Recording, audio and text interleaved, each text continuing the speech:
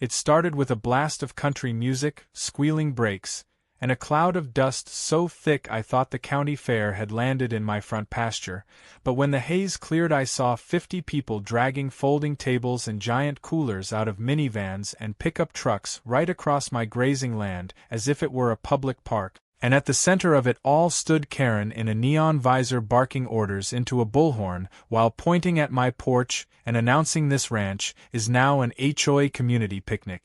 Site by order of the board. My dogs went berserk, goats started climbing on tailgates, and I nearly dropped my coffee when a sheriff's cruiser slowed at the gate, took one look at Karen's clipboard, and then kept rolling down the road as if I no longer owned the place and all I could do was film the madness while my blood pressure hit a new high. As the dust settled further I marched down toward the trespassers with my phone still recording, trying to keep my voice steady as I demanded an explanation, but Karen, grinning like she had discovered oil, waved her clipboard and said she had reclassified the land as a community recreation area under some obscure easement and therefore everything I saw happening was perfectly legal and community approved, and when I pointed out that the deed with my name on it hung on my office wall she smirked and said the HOA voted on it and my vote did not count since I had not attended the last 2 meetings. Around us the chaos built into a full carnival atmosphere as grills fired up, inflatable bounce houses rose from my pasture, and my ranch dogs tried to herd a gaggle of screaming kids while news vans rolled up at the end of the driveway to cover the launch of our new community picnic park, as Karen called it to a local reporter. Trying to steady my breathing I asked Karen if she had filed any permits with the county, but she pivoted to threatening me with HOA fines for blocking community access, saying she could hit me with $10,000 in penalties if I so much as parked my truck on my own driveway to interfere with authorized gatherings. I could see her little empire growing minute by minute as she collected cash from attendees to pay for hot dogs and snow cones, and then she took selfies with a fake ribbon cutting to post online. Standing there with my boots in the dust, surrounded by strangers, I felt a mix of rage and dark amusement at the sheer audacity, but then remembered the old septic system buried beneath that very pasture and a small idea flickered in my mind like the first spark of a match. Keeping my expression flat, I told Karen fine, go ahead and enjoy her picnic, but she might want to double-check her legal basis because the county inspector and sheriff would surely be interested in her paperwork. Karen rolled her eyes and announced over her bullhorn that I was bitter and jealous because the community had finally found a use for my wasted land, and that no one could stop the HOA from reclaiming what was, originally public space. My goats jumped onto the hood of one of her guests' SUVs, children squealed, and a barbecue tipped over spilling coals into the dirt, creating a mini stampede that nearly trampled the snow cone machine. I slipped back to my porch pretending to sulk, but already dialing the county office. The clerk on the other end sounded horrified when I explained what was happening and promised to send a health inspector as soon as possible.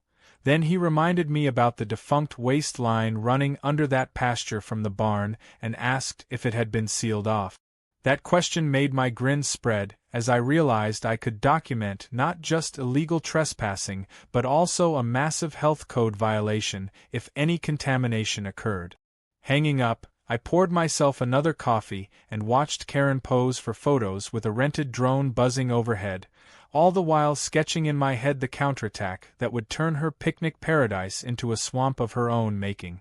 Even as I planned, the absurdity deepened, with Karen selling VIP seating under my oak trees and promising pony rides that did not exist.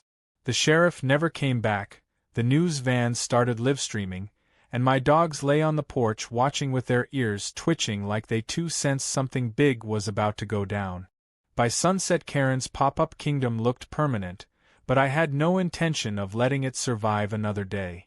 As darkness fell I walked the pasture checking fence lines and the old access hatch to the septic line, remembering how it used to feed the barn wash area years ago, and with each step I felt my outrage harden into something colder, calmer, a determination to restore my land in a way that would end Karen's claim once and for all. That night as the moon rose over the barn roof I moved like a man preparing for a siege, slipping on gloves and carrying my flashlight down to the old septic access hatch that sat forgotten behind a tangle of weeds, and when I lifted the lid and smelled the stale air of long dormant pipes I knew Karen had no idea what kind of history lay beneath her picnic grounds. I spent hours crouched there reconnecting hoses, tightening clamps, and installing a timer on the pump I had salvaged from my irrigation shed, each click of the ratchet echoing like a countdown in my mind. Up on the hill Karen's rented lights still glared across the pasture as she and her team hung banners for a grand community picnic scheduled for the following afternoon. She had announced it online as a ticketed event with food trucks, live music, and a raffle to fund future improvements on my land, and the audacity of it all pushed me to make sure my plan would not just disrupt but expose her scam beyond repair. By dawn I had a hidden network ready to unleash a foul surprise, and I walked back to the house with dirt under my fingernails and the quiet satisfaction of a rancher taking back control of his property. When I woke again at midday my phone was blowing up with notifications from friends and even strangers sending me screenshots of Karen's social media posts. She had gone viral overnight, boasting about her visionary leadership and turning private waste into public joy, as she called it, and I could see in her smug selfies that she truly believed the county would side with her. Trucks were already lining up on the road outside my gate, loaded with grills, bouncy castles, and boxes of merchandise labeled Karen's Ranch Picnic Festival, like it was a state fair. I slipped into a clean shirt and drove into town to see the county inspector face to face. In a cramped office smelling of paper and coffee, I laid out the forged documents Karen had distributed and played the video from yesterday's chaos.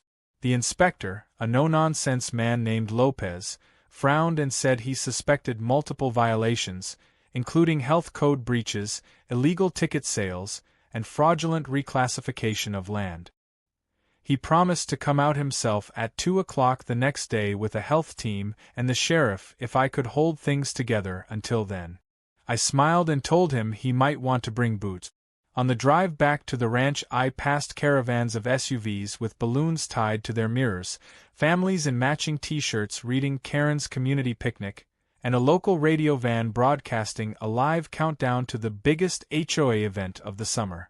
My land had turned into a circus without my consent.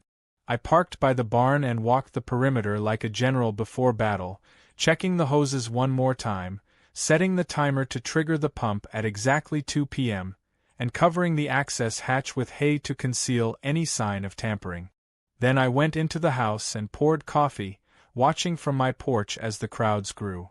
Karen arrived in a golf cart wrapped in streamers, waving at the media and shouting orders into her bullhorn while a brass band practiced under my oak trees.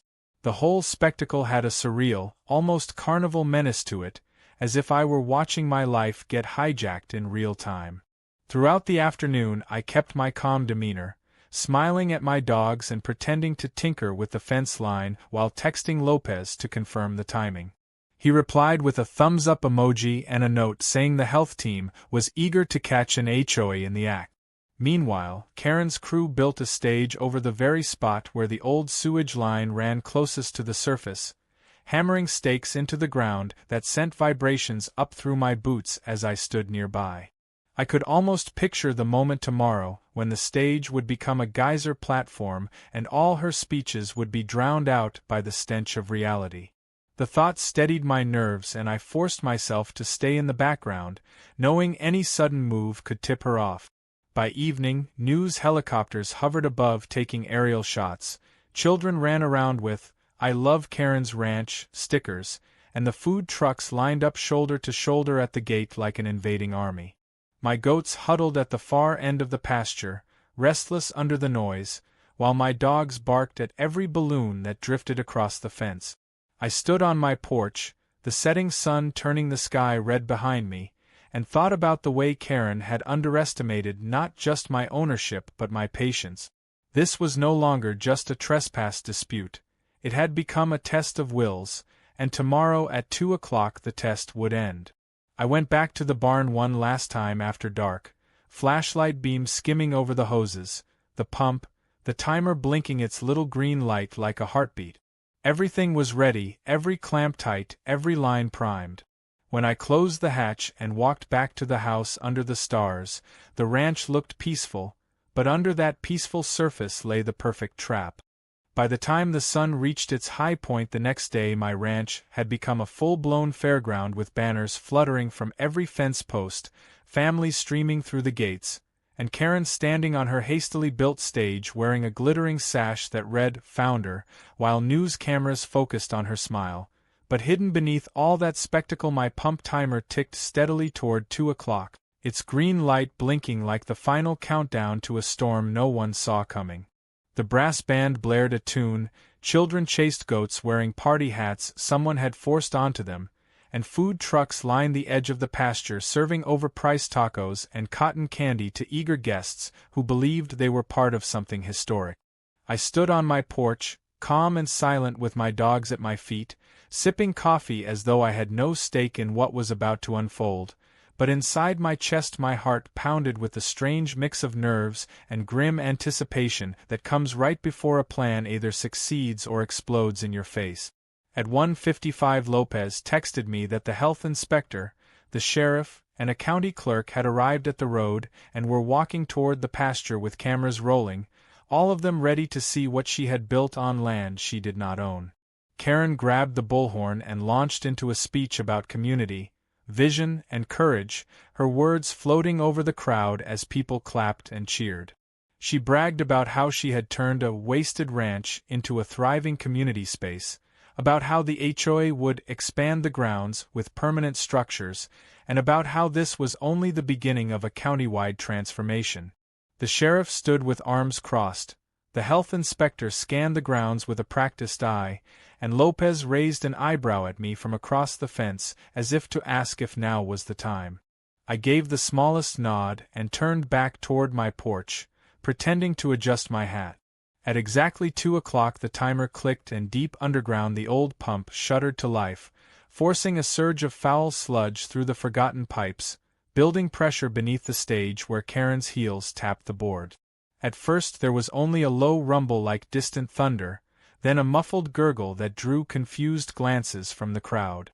Seconds later a jet of brownish water erupted from a crack in the stage floor, spraying Karen's sash and microphone. She shrieked, stepping back, and then the entire area buckled as more geysers of sewage and muddy water burst upward, turning the VIP section into a reeking swamp. Inflatable bounce houses deflated in seconds as the ground beneath them liquefied, food trucks stalled as hoses flooded their tires, and the brass band scrambled for higher ground clutching their instruments. The smell hit next, a rolling wave of stench that silenced the crowd before sending them into a panicked stampede toward the gate. Karen tried to regain control, waving her bullhorn and shouting that it was a temporary water feature, but the health inspector snapped photos, Lopez filmed the chaos, and the sheriff stepped forward holding a warrant in his hand. I walked down from my porch slowly, boots splashing in the mess as I approached Karen, who now stood ankle-deep in the foul mix with her designer shoes ruined, mascara running down her cheek. She tried to shout at me about lawsuits and vandalism, but Lopez cut her off, reading out the violations one by one while the health inspector declared the area a hazardous site and the sheriff called in a cleanup crew. Karen's forged documents were seized, her social media live stream captured every second of her humiliation, and a news helicopter hovered above broadcasting the collapse of her grand plan to the entire county. Around us the once cheerful crowd was abandoning grills and lawn chairs, cars honking as people tried to flee the stench, and my goats calmly munched grass at the far edge of the pasture as though enjoying the spectacle. I stood still letting the scene unfold without a word, the smell of victory and sewage mingling in the hot air. The sheriff informed Karen she was under investigation for trespass, fraud, and multiple health code violations. She tried to argue that it was my sabotage, but Lopez showed her the county records proving she had no right to the land, no permits, and no authority, and the sheriff merely tightened his jaw and said she should call a lawyer. The media swarmed me, but I waved them off, telling them to speak to the county inspector if they wanted details.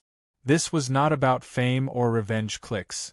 It was about my land and the principle that no one could hijack it with a clipboard and a lie. By late afternoon the pasture was nearly empty except for county officials and a few scattered chairs sinking into the muck. I walked back to my porch with the slow stride of a man who had carried out a plan to the letter, my dogs trailing behind me. Lopez approached and handed me a copy of the emergency closure notice and said the county would back me up in any legal fight.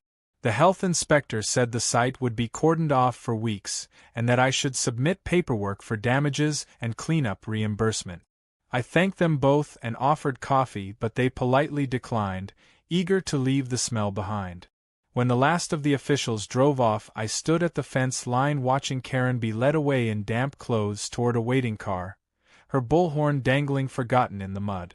As the sun began to set, the ranch felt quiet again, the last echoes of the brass band gone, and I felt the tension drain out of my shoulders.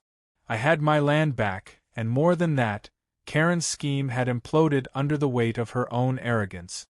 In the days that followed, I filed paperwork to officially designate the flooded area as a private wetland preserve, qualifying for a small tax credit and putting the land beyond the reach of any future HOA decree. And in the evenings I sat on my porch with a fishing rod watching the wetlands shimmer in the fading light, my dogs at my feet and the goats roaming free, thinking about how close I had come to losing everything and how sweet it felt to win it back with patience, planning, and a perfectly timed surge from the past buried under my own soil.